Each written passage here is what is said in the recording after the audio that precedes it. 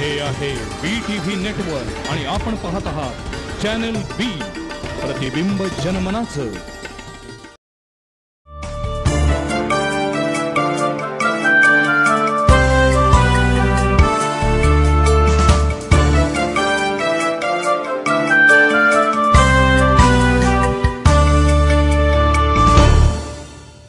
नमस्कार. संवाद प्रतिवाद या आमच्या विशेष कार्यक्रमामध्ये आपल्या सगळ्यांचं मनापासून स्वागत. कोल्हापूरमध्ये श्री महालक्ष्मीचं वास्तव्य आहे. महाराष्ट्रातील 3.5 शक्तिपीठांपैकी एक पूर्ण शक्तिपीठ म्हणून महालक्ष्मीचा नावलौकिक आहे. दरवर्षी हजारो लाखो भाविक कोल्हापूरला येत असतात, ते केवळ आणि केवळ महालक्ष्मीच्या दर्शनासाठी. आणि त्याच्यातून कोल्हापूरला पर्यटनाच्या नकाशावरती सुद्धा एक ठळक स्थान मिळालेलं आहे. अशा या महालक्ष्मीसाठी आता सुवर्ण पालखी साकारण्याचा संकल्प काही मंडळींनी सोडलेला आहे. गेल्या 2 महिन्यापासून सुवर्ण पालखीसाठी सोनं गोळा करायला सुरुवात झालेली आहे. मी आज याच विषयावरती माहिती घेणार आहे की मुळात अशी सुवर्ण पालखी साकारण्याची इच्छा का झाली, त्याच्यामागची संकल्पना काय आहे, ही सुवर्ण पालखी नेमकी साकारण्याची गरज आहे का, असे अनेक मुद्दे आज आम्ही चर्चेला घेणार आहे. त्यासाठी आज आमच्या स्टुडिओमध्ये ही जी काही सुवर्ण पालखी साकारण्यासाठी जो काही ट्रस्ट झालेला आहे, त्या ट्रस्टचे काही मान्यवर ट्रस्टी विश्वस्त यांना आम्ही बोलवलेलं आहे. आमच्या स्टुडिओमध्ये आहेत या ट्रस्टचे सेक्रेटरी महेंद्र इनामदार सर. त्याचबरोबर कोल्हापूरच्या धार्मिक सामाजिक क्षेत्रामध्ये कार्यरत असलेले नंदकुमार मराठे सर. नमस्कार. आणि या ट्रस्टचे कार्याध्यक्ष महेंद्र ज्वेलर्सचे सुप्रसिद्ध सराफ व्यावसायिक श्री भरत ओसवाल साहेब. नमस्कार. तिघांनाही विषय मी बोललेलोच आहे. मला सगळ्यात पहिल्यांदा जाणून घ्यायचं आहे की महालक्ष्मीसाठी, देवीसाठी अशा पद्धतीची सोन्याची पालखी असावी, ही संकल्पना कशी सुचली आणि त्याचा प्रवास कसा सुरू झाला? भरतभाई तुम्ही सांगा. हां, कसं होतं, खूप वर्षापासून अशी आम्ही महालक्ष्मीला जायचं आणि दर्शनाला जात होतो. तर असं सारखं आपल्याला वाटायचं की इतर आपण आज भारतामध्ये जर बघितलं की जी महत्त्वाची जी धार्मिक स्थळं आहेत तिथं सोन्याची पालखी असेल, रथ असेल, दागदागिने असतील, हे सगळ्याला असतं. मग आपल्या कोल्हापूरच्या महालक्ष्मीला आज चांदीचा रथ झाला, चांदीची पालखी आहे आणि त्या पालखीचा वापर वर्षातनं एक वेळा होत नाही. जवळजवळ आपण दर शुक्रवारी पालखी निघते. त्याचबरोबर नवरात्रीमध्ये पालखी असते. तर ही पालखी सोन्याची असायला पाहिजे असं चर्चा व्हायची. मग कशा पद्धतीनं व्हायला पाहिजे, काय करायला पाहिजे, हा विषय आमच्यात सारखा माझा आणि इनामदार साहेबांची चर्चा व्हायची की आपण एवढे वर्ष झाले आणि आपल्या कोल्हापूरच्या महालक्ष्मीला सोन्याची पालखी नाही आहे. त्या विषयावरनं आमची सुरुवात झाली. मग त्याच्यानंतर आम्ही अष्टेकर साहेब होतो, इनामदार साहेब, दत्तम इंगवले, असे आम्ही 3-4 व्यक्ती एकत्र येऊन हे कशा पद्धतीने आपण करायला पाहिजे. आणि त्याच दरम्यान नुकतेच आपले लोकसभेची इलेक्शन झाली आणि मुन्ना साहेब खासदार झाले आणि त्यांना एक दिवस आम्ही सगळे एकत्र होऊन भेटायला गेलो की खासदार साहेब, कोल्हापूरच्या कित्येक भाविकांची अशी इच्छा आहे की कोल्हापूरच्या महालक्ष्मीला सोन्याची पालखी असली पाहिजे आणि आपला जर सहभाग असेल, तुम्ही त्याच्यामध्ये जर भाग घेत असाल तर आपण ती पालखी तयार करू. तुम्हाला पटणार नाही की ज्या दिवशी आम्ही सगळे त्यांच्या बंगल्यावर गेलो आणि ज्यावेळी विषय सांगितला त्या क्षणी त्यांनी सांगितलं की तुम्ही जर पालखी करत असाल, सगळ्यात महत्वाचा विषय हा की ती अतिशय पारदर्शक, व्यवस्थित, कुठलंही 1 रुपयाचाही कुणावर कुठलाही चुकीच्या मार्गाने न करता जर तुम्ही सगळी मंडळी माझ्याबरोबर येत असाल तर मी करायला तुमच्या बरोबर त्या ट्रस्टची स्थापना झाली. अच्छा, हे तोपर्यंत ट्रस्ट नव्हता, इच्छा होती. पण म्हणजे ही सोन्याची पालखी असावी ही भाविकांची इच्छा होती, अंबाबाईची नाही. अंबाबाईचीच ही इच्छा आहे. कसं तुम्हाला सांगतो, कोणत्याही परिस्थितीमध्ये आपण फार मोठा विचार सामान्य स्तरावर करू शकत नाही. 45 किलो सोन्याची पालखी किंवा इतमाम देवीला अर्पण करणं हे आमच्यासारख्या सर्वसामान्य भक्ताच्या मनात ही प्रेरणा कोण आणणार? तिच्याशिवाय कोण आणू शकत नाही. आणि ती इतकी वर्ष आमच्या मनामध्ये आहे, त्याला मूर्त स्वरूप देण्याची ती भगवतीची इच्छा असल्यामुळं ती आमच्या मनातनं साकारली गेली. समजा जर तिची इच्छाच नसती तर आज जे काही 4-4.5 किलो सोनं आमच्यापेक्षा जमा झालं ते झालंच नसतं.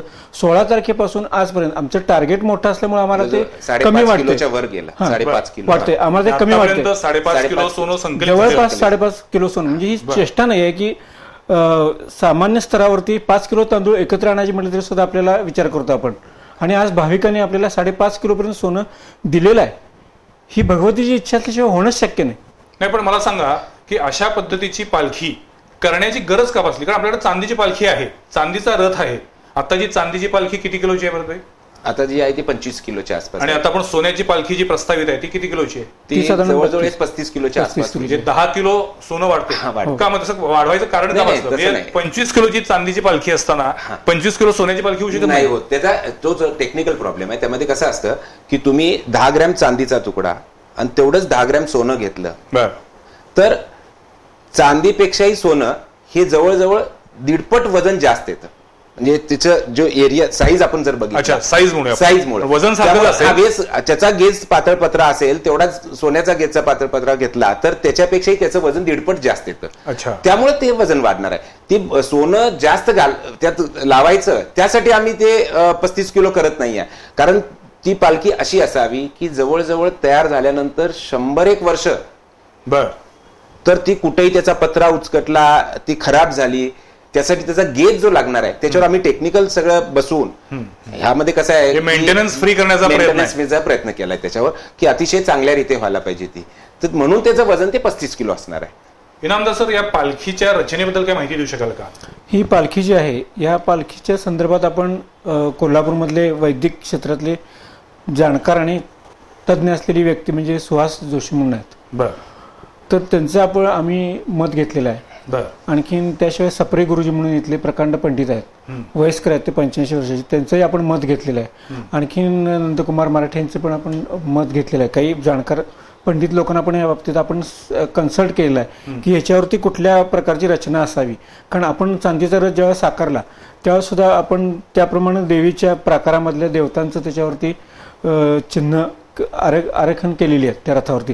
त्याचप्रमाणे नुसत्या पानाफुलाची नक्षी असलेली हे करण्याऐवजी, पालखी करण्याऐवजी त्याच्यावरती देवीच्या परिवार देवता ज्या आहेत त्या परिवार देवतांना सन्मानित केलं गेलं पाहिजे. म्हणजे देवीच्या परिवार देवतामध्ये प्रामुख्यानं रंकभैरव, ज्योतिर्लिंग म्हणजे केदारनाथ, त्याचप्रमाणे अनुगामिनी, कपिलेश्वर, कात्यायनी आणि त्रयमल्लिका म्हणजे त्र्यंबोली, हे सगळ्यात महत्वाचे आहेत. त्याशिवाय आपल्या क्षेत्रातल्या नवदुर्गा ज्या आहेत या सर्व देवता या महालक्ष्मीच्या सखी मानल्या जातात. त्यामुळे ह्या सगळ्यांचा एकत्रित रीतीनं त्या पालखीवर आल्यानंतर आपण ज्यावेळेला ती पालखी उचलू त्यावेळेला करवीर निवासिनी बरोबर त्यांनाही आपण सन्मानित केल्यासारखं होईल. आणि देवी सुद्धा अशी आहे की देवी ह्या समत्वभाव म्हणजे राजर्षी शाहू महाराजांचा स्वभाव कसा होता की ते सगळ्यांना बरोबर घेऊन जात असत. आपली देवी जी आहे तिचा स्वभाव पण असा मानला जातो की ती सगळ्यांना एकत्रित घेऊन जाते. त्यामुळे तिला आपण ज्यावेळेला पालखीत सन्मानित करू त्यावेळेला इतर देवतांना बरोबर घेऊन गेल्यामुळं ती आपल्यावरती सगळ्यांच्यावरती कृपेचा वर्षाव करेल असं आम्हाला 100% वाटतं. त्यामुळे आपण धार्मिक आणखी वैदिक अधिष्ठानांचा विचार केलेला. मराठे सर, तुम्ही गेले कित्येक वर्ष महालक्ष्मी मंदिरामध्ये नित्यनेमानं असता. गेल्या काही वर्षातलं तुमचं निरीक्षण, अनुभव काय की किती % भाविक वाढलेले आहेत, कमी झाले आहेत? वाढलेले आहेत ऑब्व्हियसली, पण किती % आणि त्याचा टप्पा काही करता येईल का की गेल्या 5 वर्षामध्ये इतके %, त्याच्या आधीच्या 5 वर्षामध्ये असं काही सांगता येईल का तुम्हाला? म्हणजे गेल्या प्राचीन मंदिराचा इतिहास आपला लक्षात घेता ही अनेकांची कुलदेवता आहे. महाराष्ट्राची कुलस्वामिनी म्हणून तुला तिला संदर्भ आहेत. ज्यांची कुलस्वामिनी आहे ते लोक आतापर्यंत येत होते आणि कुलधर्म कुलाचार हा त्यांचा नित्य व्यवहारातला भाग होता. त्यामुळे जे उपलब्धता असेल त्याप्रमाणे ते येत होते. पण गेल्या काही वर्षांमध्ये मात्र त्याच्या संख्येमध्ये खूप वाढ झाली आहे. वाढ होण्याचं एक कारण म्हणजे रस्ते आपले चांगले झाल्यामुळं, येणारे महामार्ग आहेत ते चांगले झाल्यामुळं वाहनांची सुविधा, विहित वेळेत लोक येतात आणि एक दिवसाचा त्यांचा जो नियोजनातला भाग असतो आला आणि लगेच पूजा करून गेला, त्याला ते समाधान त्या वेळेत येण्याची शक्यता त्याला आता सहज शक्य झाली आहे. नंतर राणी चन्नम्मा गाडी सुरू झाली आहे, राजधानी एक्सप्रेस गाडी सुरू झाली आहे, कोकण रेल्वेचा प्रकल्प सुरू झालाय. या सगळ्या सुविधा झाल्यानंतर तिरुपती एक्सप्रेस सुरू झाली. त्यामुळे तिरुपतीला गेला की महालक्ष्मीला आला, दर्शन करायचं त्याची त्याच्यावेळी जर इच्छा होती परंतु शक्य झाला नव्हतं. वाहतुकीच्या साधनांची उपलब्धता नव्हती आणि विहित वेळेत येण्याची शक्यता तर अजिबातच नव्हती. परंतु आता विमान सेवाची काही दिवसापूर्वी सुरू झालेली होती किंवा भविष्यात होईल. तर हे सगळ्या सुविधा उपलब्ध झाल्यामुळं त्याची मानसिकता होती यायची, परंतु येणं त्याला शक्य नव्हतं. आता त्याची मानसिकता आहे आणि त्याला येणंही शक्य आहे. या सगळ्या सुविधांचा उहापोह झाल्यानंतर आणि वातावरण सहजगत्या सुलभ झाल्यामुळे आणि त्याला येण्याची संख्या दरवर्षी 10%, 20% अशा प्रमाणात वाढती आहे. आणि पूर्वाश्रमी म्हणजे धार्मिक अधिष्ठान असं आहे की प्रत्येक माणसाला असं वाटतंच असं ही माझी कुलस्वामिनी आहे, ही देवता आहे, पण ह्याच्यासाठी आपल्याला काहीतरी करायला पाहिजे, आपला काहीतरी भाग असावा ही त्याची मूळ संकल्पना आहे. याच्यात काय आम्ही तयार केली, तुम्ही तयार केले असं नाहीये. बरेच लोक असे आहेत म्हणजे कर्नाटकाला असू दे, गुजरातमधले असू दे, महाराष्ट्रातले असू दे की आपल्या उत्पन्नातला काही भाग देवधर्मासाठी काढूनच ठेवायचा, भाग बांधून ठेवणे अच्छा. हो ही प्रक्रिया आहे.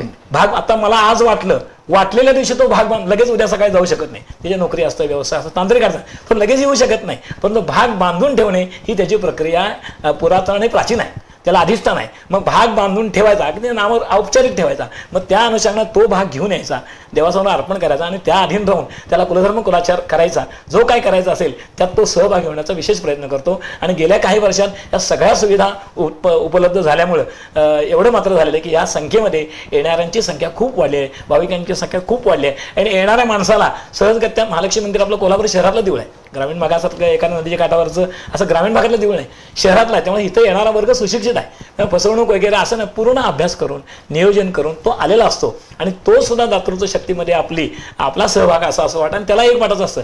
त्याची कल्पना आहे, भले तो सुशिक्षित आहे अशिक्षित आहे, हे सगळं जे चाललंय ते या माझ्या कुलस्वामिनीमुळे चाललंय, माझ्या देवामुळे. तर त्याच्यामध्ये माझा सहभाग असला पाहिजे अशी त्याची धारणा आहे आणि ती निश्चित आहे. मला सांगा, श्रद्धेचा भाग असतोच, पण जेव्हा आपण प्रॅक्टिकल लेवलला विचार करतो त्यावेळेला एकीकडे असं म्हटलं जाते की भारतामधल्या अनेक देवस्थानांमध्ये जी काही प्रचंड मोठी संपत्ती आहे त्याचा उपयोग देशासाठी समाजासाठी व्हावा असा एक विचार पुढे येतोय.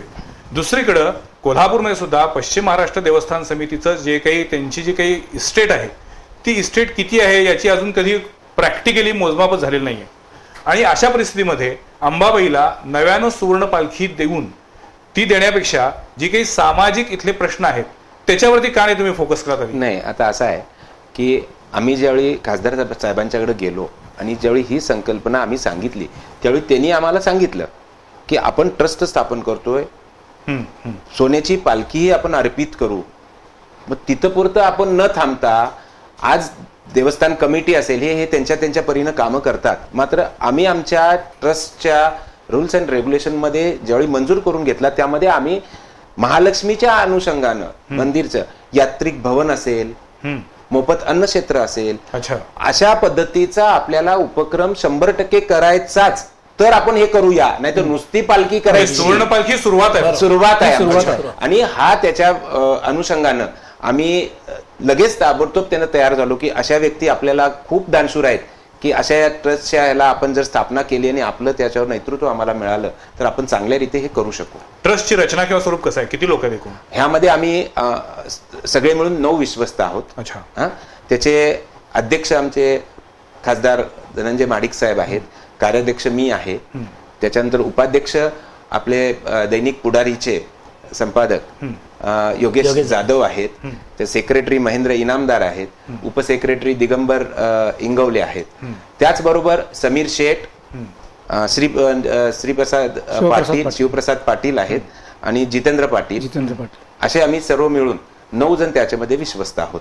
पण म्हणजे आता तुम्ही वारंवार त्यावेळी पण सांगितलं होतं की संपूर्ण कारभार आमचा पारदर्शी असणार, म्हणजे तुम्ही रोख रक्कम पण स्वीकारताय आणि चोख सोनं पण स्वीकारताय, बरोबर, पण तुम्ही कुठलेही दागिने घेत नाही, बरोबर ना? मग त्यासाठी काय झालं, आम्ही ज्यावेळी वाटलं की माझ्या गळ्यातली जसं बालाजीला आहे हुंडीमध्ये दागिने टाकतात त्यामध्ये तसे तुम्ही दागिने स्वीकारणार. काय झालं, ज्यावेळी आम्ही विश्वस्तांची आमची पहिली मीटिंग झाली ना त्यामध्ये हा विषय निघाला की समजा दागिन्याच्या रूपात आपल्याला सोनं दिलं, आज दागिन्याच्या रूपात सोनं दिल्यानंतर ते सोनं सगळं दागिने एकत्र करायचे, त्याच्यानंतर ते चोख करून परत घ्यायचं, ह्या सगळ्या प्रक्रियेमध्ये आरोप प्रत्यारोप होऊ शकतात. तर आपल्याला पहिला ट्रान्सपरन्सी म्हणजे पारदर्शकता ही इतकी अचूक असली पाहिजे. मग आम्ही त्यावेळी ताबडतोब निर्णय असा घेतला की आपण 24 कॅरेट सोन्याशिवाय कुठलंही सोनं घ्यायचं नाही, चोख सोनं पाहिजे. ते सुद्धा आमच्याकडे 10 लाख रुपयाचं कॅरेटोमीटर आम्ही संस्थेच्या आमच्या ट्रस्टच्या कार्यालयात ठेवलेलं आहे. ते 10 लाख रुपयाचं कॅरेटोमीटर क्वांटम म्हणून कंपनी आहे, आपला महाराष्ट्रीयनच माणूस आहे, त्यांनी आम्हाला विना मोबदला, म्हणजे तुम्ही म्हणता ना की हे कसं, म्हणजे जी भक्ती किंवा ही सेवा असेल तरच अशा गोष्टी हे होतात. किंवा तुम्ही असं सहजासहजी कोण म्हटलं तर एक टेस्टिंग रिपोर्ट करायला गेला तर 200 रुपये लागतात. तर ते 10 लाख रुपयाचं मशीन आम्हाला जोपर्यंत तुमचं सोनं हे गोळा होतं तोपर्यंत मी विना मोबदला म्हणून तुम्हाला देतो, ते आम्हाला त्यांना परत करायचंय. म्हणजे ते कॅरेटोमीटर आम्ही चेक करून सोनं घेतो आणि जे 24 कॅरेट असेल तरच आम्ही ते घेऊ शकतो. आणि रोख रक्कम मध्ये आम्ही काय केलेलं आहे की एक तर आम्ही ट्रस्टच्या कार्यालयातच रोख रक्कम स्वीकारतो, त्याचबरोबर आम्ही कॅनरा बँक आणि बँक ऑफ इंडिया, इथे 2 स्टेट बँक ऑफ इंडिया, अशा 2 ठिकाणी आम्ही ऑनलाईन प्रक्रिया घेतलेली आहे. आम्हाला चारुदत्ता असंही करता आलं असतं की हे कसंही गोळा करायचंय म्हणजे आम्ही पावती पुस्तकं वगैरे काढली असती.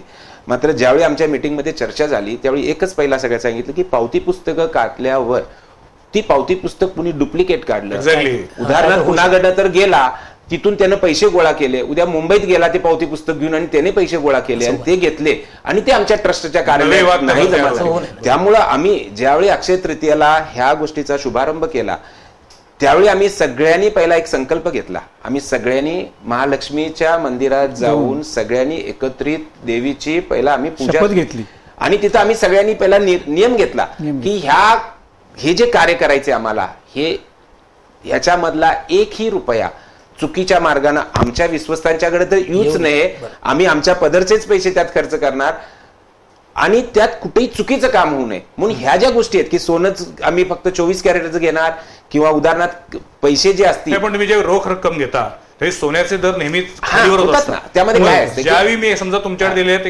30,000 रुपये बरोबर आणि त्या दिवशी सोन्याचा दर नाही. आम्ही त्यासाठी काय केलंय की ज्यावेळी ती रोख रक्कम जमा होते आमच्याकडे आम्ही काय करतो की 10 ते 15 दिवसामध्ये एक वेळा जे काय पैसे गोळा होतील त्या ह्याचं सोनं ते पण आम्ही कोल्हापुरात कुठेही व्यक्तिगत, उदाहरणार्थ मी महेंद्र ज्वेलर्सचा मालक आहे, माझ्या दुकानातनं परचेस करावं असं नाही.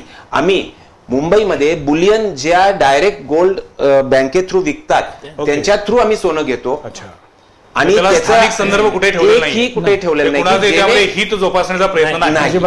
सगळ्यात महत्वाचा विषय आम्ही तो घेतलाय.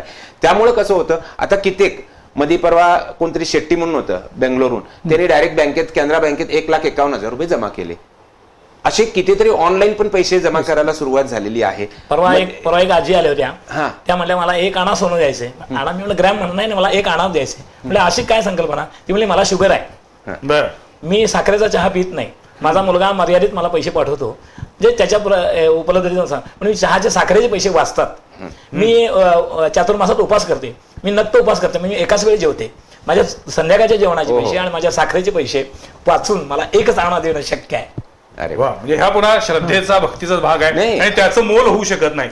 मला वाटतं आता ही पालखी पुन्हा कोण भविष्यात करणार? चांदीचा रथ पुन्हा कोण करणार आहे? आतापूर्वी कुठं झाला, मग हे माझ्या आयुष्यात पुन्हा होणार नाही. हा एक आणा मला शक्य नाही. आणि चारुदत्ता हा असाच एक विषय, ज्यावेळी आम्हाला ते पालखीसाठी एक व्हिज्युअल तयार करायचं होतं. मग माझे मित्र आहेत प्रकाश सुतार म्हणून, झंकार ऑर्केस्ट्रा, त्यांना मी फोनवर सांगितलं की असं असं आपल्याला पालखीचे एक व्हिज्युअल गीत तयार करून पाहिजे आहे. तर म्हटले बरं करून देतो मी तुम्हाला.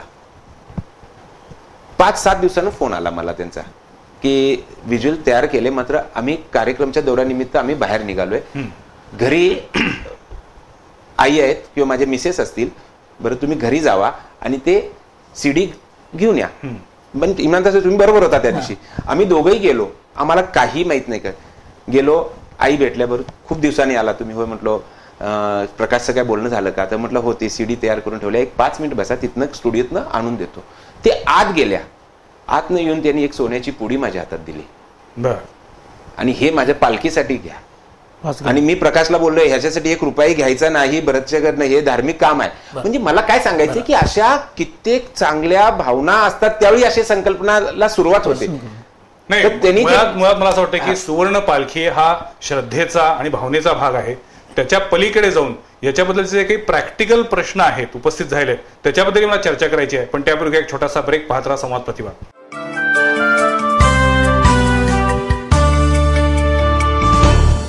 निसर्गाच्या कुशीत हिरव्यागार तुलईत ऐतिहासिक पन्हाळ्यानजीक साकारतय 58 फार्म हाऊसचं परिपूर्ण नगर पूजा ग्रीनलँड.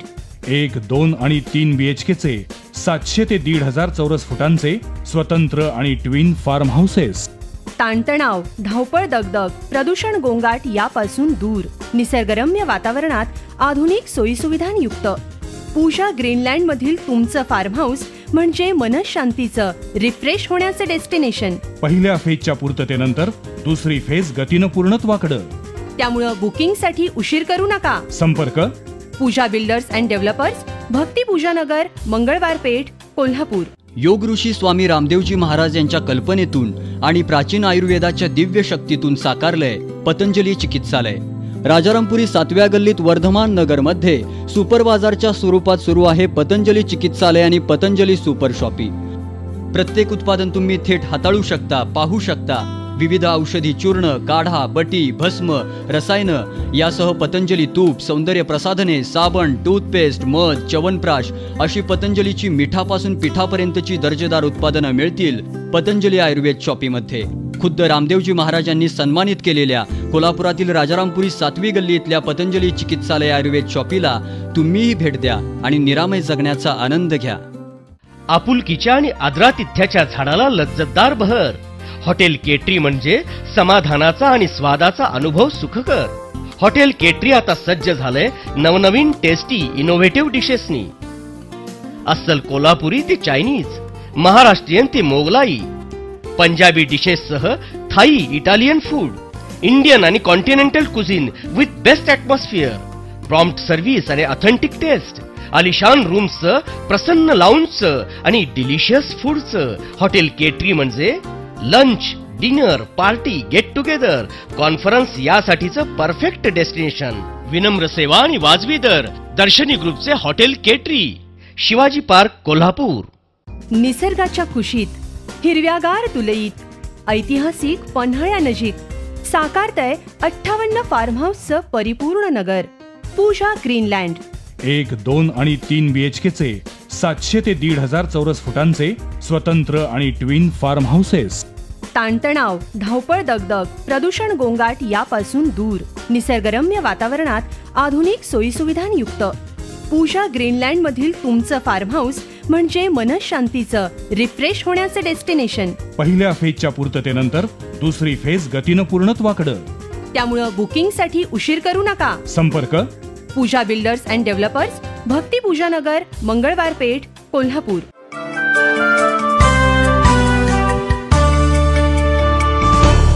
ब्रेक नंतर पुन्हा एकदा आपल्या सगळ्यांचं स्वागत. संवाद प्रतिवाद मध्ये आज आपण बोलतो आहोत प्रस्तावित सुवर्ण पालखीबद्दल. श्री महालक्ष्मीसाठी 40 किलो वजनाची सोन्याची पालखी बनवण्याचा संकल्प काही मंडळींनी सोडलेला आहे. त्याच्यासाठी एक ट्रस्ट तयार करण्यात आलेला आहे. आतापर्यंत जवळपास 5.5 किलो सोनं जमलेलं आहे आणि येत्या 2 महिन्यामध्ये 40 किलो सोनं संकलित करून ही पालखी तयार करण्याचा मानस आहे.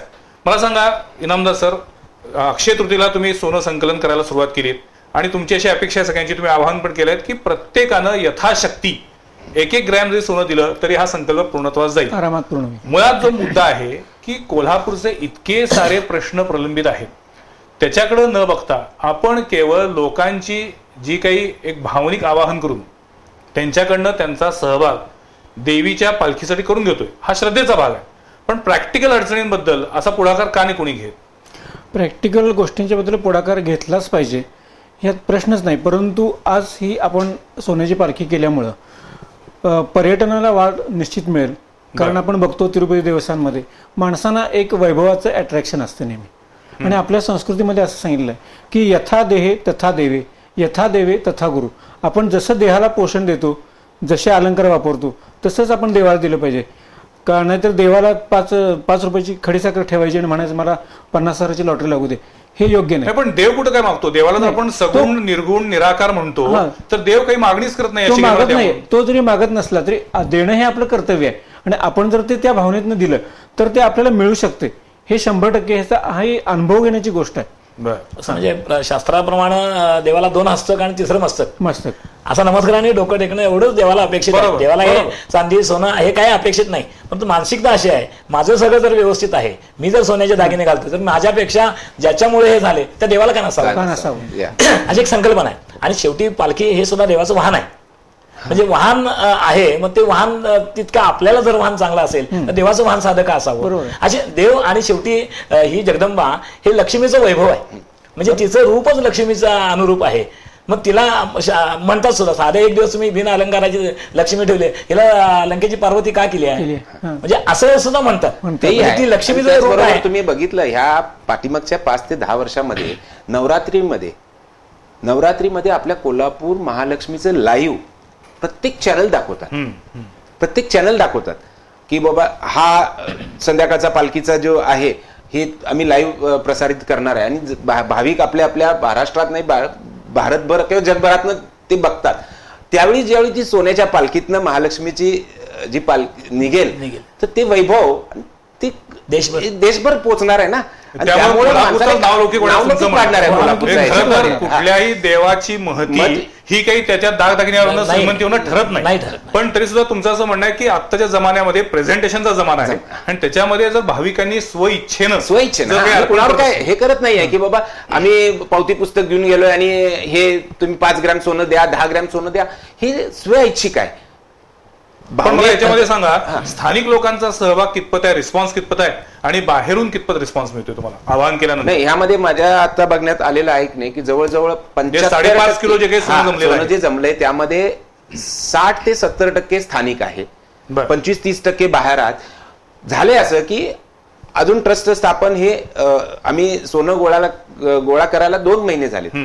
आम्ही ज्या पद्धतीनं अच्छा ह्यामध्ये काय झालेलं आहे की आम्ही ज्यावेळी हा संकल्प घेतला हातात त्यावेळी आम्ही सगळ्यात पहिला गेले की जो भाविक ह्यामध्ये सोनं किंवा कॅश हे जे काही आमच्याकडे जमा होईल त्यातला 1ही रुपया आम्ही आमच्या ऍडमिनिस्ट्रेटिव्ह खर्च किंवा जाहिरात किंवा कुठं काय असेल त्यामध्ये आम्ही वापरणार नाही आहे. प्रसिद्धी प्रचारासाठी या पैशांचा वापर करणार नाही. 1ही रुपया त्यातला आम्ही वापरणार. पण तुम्हाला ही संकल्पना जर बाहेरच्या राज्यांमध्ये पोहोचवायची असेल तर तुम्हाला त्याच्या संदर्भात काही ना काही जाहिरातीचं तंत्र अवलंबलंच. तेच झालं. मला सांगायचं होतं की आम्ही आज कोल्हापूर जिल्हा किंवा कोल्हापूरच्या आजूबाजूच्या ह्याच्यामध्ये आम्ही पोहोचलो.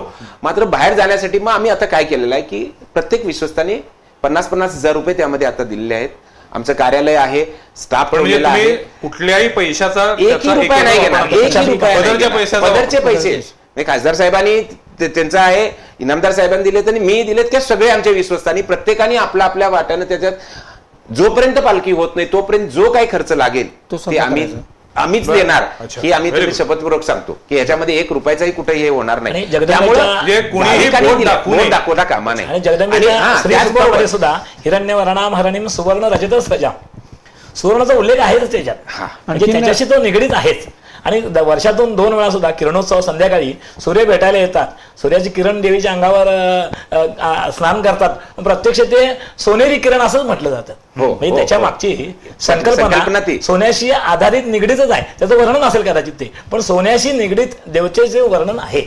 आणखीन सोन्याची जी एक वैशिष्ट्य असं आहे की सोनं हा एकमेव धातू असा आहे की त्याला कलीचा शाप आहे. परीक्षित राजाचा ज्यावेळेला हे म्हणजे महाभारतानंतर परीक्षित राजा गादीवर बसल्यानंतर त्याला एक शाप मिळालेला होता की तो शाप असा होता की स्त्री सोनं आणखीन हे भ्रष्टाचाराच्या मार्गाने जर मिळवलं गेलं किंवा जमीन तर त्याला कलीची बाधा होईल असं होतं. मग परीक्षित राजाचीच आपण सगळेजण पुढचे वंशज आहोत. तर परीक्षित राजानं परमेश्वराकडनं एक अशी वरप्राप्ती मागून घेतली की ह्याच्यातनं सुटण्यासाठीचा उपाय काय, कारण मी लोभी नाही आहे पण पुढचे माझे जे सगळे वंश आहे म्हणजे आपण जे सगळे जे आहोत जगातले सगळे विश्वातले लोक ते तर काय माझ्यासारखे असे सात्विक असतीलच असं नाही आहे. तर ईश्वरानं त्यावेळेला म्हणजे ब्रह्मदेवानं असं वाणी केली की जो माणूस सोन्याचा वापर चांगल्या कारणासाठी करेल, सात्विक मार्गासाठी करेल, देवकार्यासाठी करेल त्याला सोन्याची बाधा होणार नाही. असा तो इतिहास आहे असं तुमचं म्हणणं आहे. मी मूळ मुद्द्याकडे येतो नामदार सर की साधारणपणे 40 किलो सोनं तुम्हाला अपेक्षित आहे या पालखीसाठी. गेल्या 2 महिन्यामध्ये अक्षय तृतीयेपासून आपण सोनं संकलन करायला सुरुवात केली आहे. जवळपास 5.5 किलो सोनं जमलेलं आहे. अजूनही 35 किलो सोनं हवंय आणि तुम्ही दसऱ्यापर्यंत ही पालखी पूर्ण करण्याच्या मार्गावरती प्रयत्नात आहात तुम्ही. आता हे सोनं संकलनाला अधिक वेग यावा यासाठी तुम्ही काही प्रयत्न सुरू केलेत का? आता सध्या आपण लोकांना आवाहन तर करतोच आहोत, पण आता मला असं म्हणायचं की आता अधिक महिना सुरू होतोय 17 तारखेपासून. अधिकस्य अधिक फलम असं हिंदू धर्मशास्त्रात सांगितलेलं आहे, धर्मसिंधूमध्ये सुद्धा सांगितलेलं आहे की ह्या अधिक महिन्यामध्ये हा अधिक महिन्याचं एक वैशिष्ट्य असं असतं की गणिताच्या नियमाप्रमाणे पंचांग गणिताच्या नियमाप्रमाणे आपल्या पृथ्वीच्या भ्रमणाचा जो काळ आहे त्या भ्रमणामध्ये दिवसागणिक काही मिनिटाचा फरक पडत असतो आणि तो फरक जो आहे तो भरून काढण्यासाठी म्हणून हा महिना निर्माण केला गेलेला आहे. हा लोमश ऋषींच्या आणि वराहमिरांच्या काळामध्ये अधिक महिन्याची संकल्पना आलेली आहे. म्हणजे जवळपास 1000 वर्षापूर्वीपासून हा अधिक महिना अस्तित्वात आहे. कालगणनेत सुद्धा भारतीय संस्कृती आणि भारतीय खगोलशास्त्रच किती पुढारलेलं आहे हे लक्षात येतं. पण ह्याच्यामध्ये एक वैशिष्ट्य असं आहे की नुसतेच ही महिना एक अधिक येतो अशातला भाग नाहीये, तर ह्या महिन्याला संक्रांतीचा शाप नसतो. प्रत्येक महिन्यामध्ये रवीची संक्रांत येत असते, सूर्याची संक्रांत. सूर्याचं संक्रमण ज्यावेळेला असतं त्यावेळेला करिदिन नावाचा एक प्रकार असतो पंचांगामध्ये दिलेला. तर सूर्यसंक्रमण होणारा काळ जो असतो तो पुण्यफलदायक असतो, पण कर जी असते ती वाईट असते. पण या अधिक महिन्यामध्ये सूर्यसंक्रमण होतच नाही. सूर्याची संक्रांत म्हणजे सूर्य ह्या राशीतून त्या राशीत जात नाही. त्यामुळे हा एकंदरीत 30 महिन्याचा काळ जो आहे 30 दिवसाचा तो अतिशय पुण्य प्रभावकारक असतो. आणि ह्या काळामध्ये जर आपण कोणतीही गोष्ट निष्ठेनं जर केली म्हणजे ती समाजोपयोगी असेल, गरीब लोकांसाठी उपयोगी असेल, धार्मिक कार्यासाठी असेल, देवता कार्यासाठी असेल, तर त्याचं आपल्याला अगणित फळ मिळतं. आणि ह्या महिन्याचं एक वैशिष्ट्य असं आहे की ह्या महिन्यामध्ये जेवढे कुयोग आहेत म्हणजे आता वैधृती योग आहे 100% तुम्ही दान करा, तुम्हाला त्याचं चांगलं फळ मिळते. व्यतिपात, एरवी हा व्यतिपाताचा दिवस चांगला मानला जात नाही, पण त्या दिवशी जर तुम्ही व्यतिपात अधिक महिन्यातल्या व्यतिपातावर जर तुम्ही कुठलेही म्हणजे अनारसे म्हणा असू दे किंवा सोनं असू दे आपण म्हणू महालक्ष्मीसाठी जर आपण जर केलं तर त्याचं आपल्याला निश्चितपणाने चांगलं फळ मिळतं. तुमचं असं म्हणणं या अधिक महिन्यामध्ये सुवर्णदान करणं हे अधिक पवित्र किंवा फलदायी आहे आणि त्यामुळे या अधिक महिन्यामध्ये सोनं संकलन अधिक वेगानं होईल अशी तुमची अपेक्षा आहे. आणि शास्त्रानं सुद्धा आपल्या प्रत्येक शरीराच्या अवयवाला वेगळा धर्म दिलेला आहे.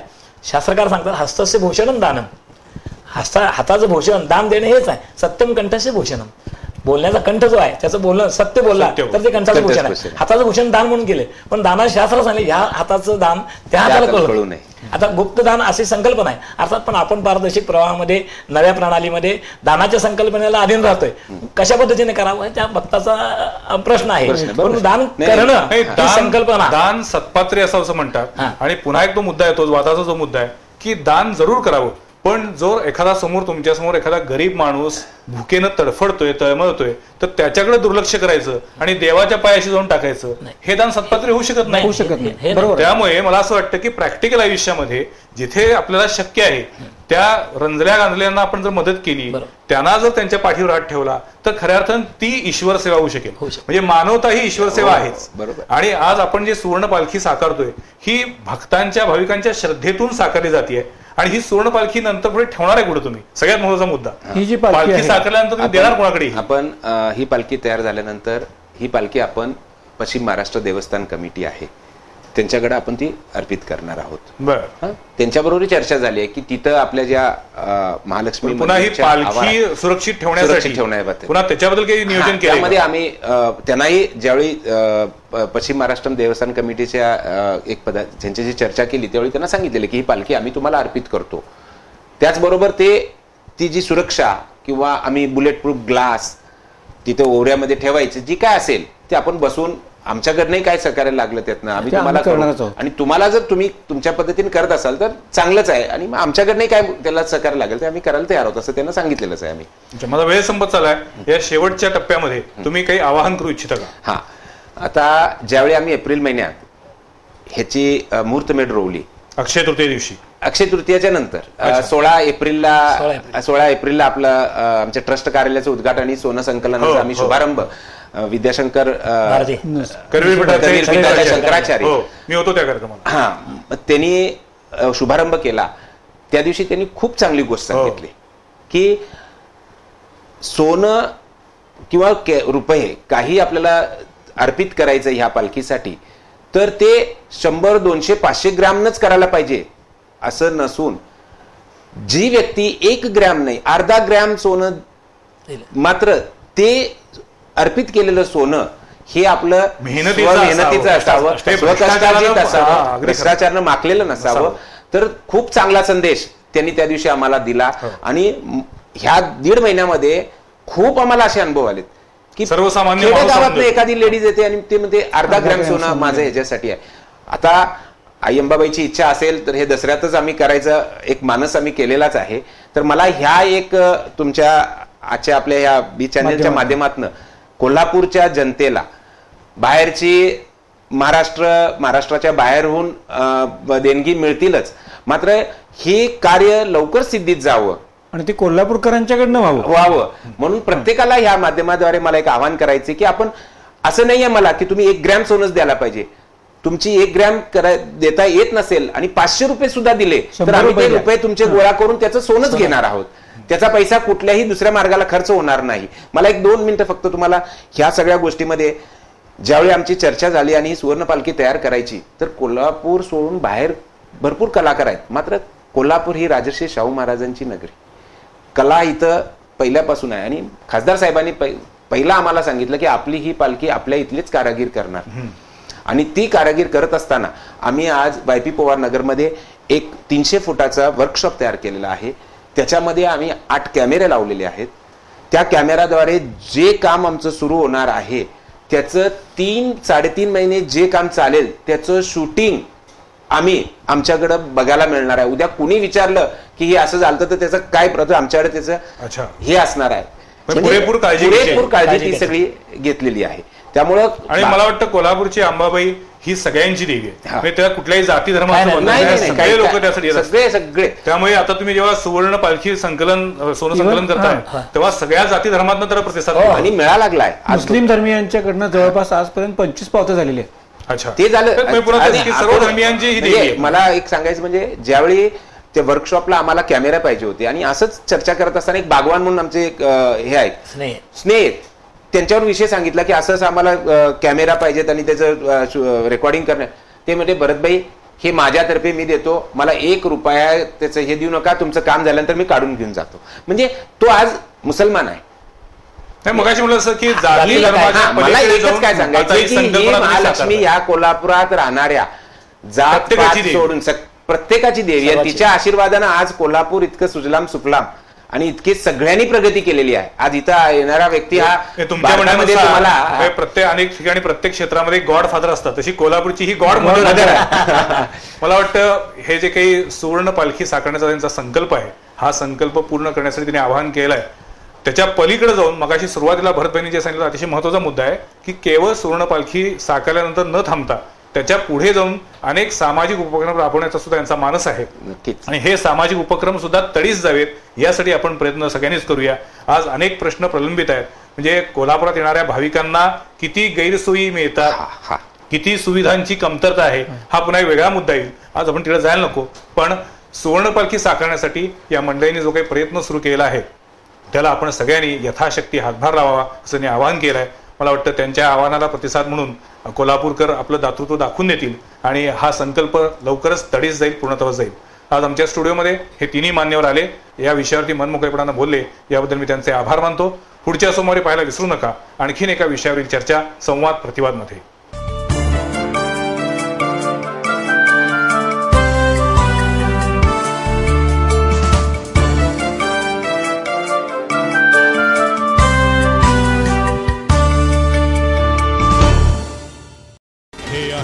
BTV नेटवर्क आणि आपण पाहत आहात चॅनल B, प्रतिबिंब जनमनाचं.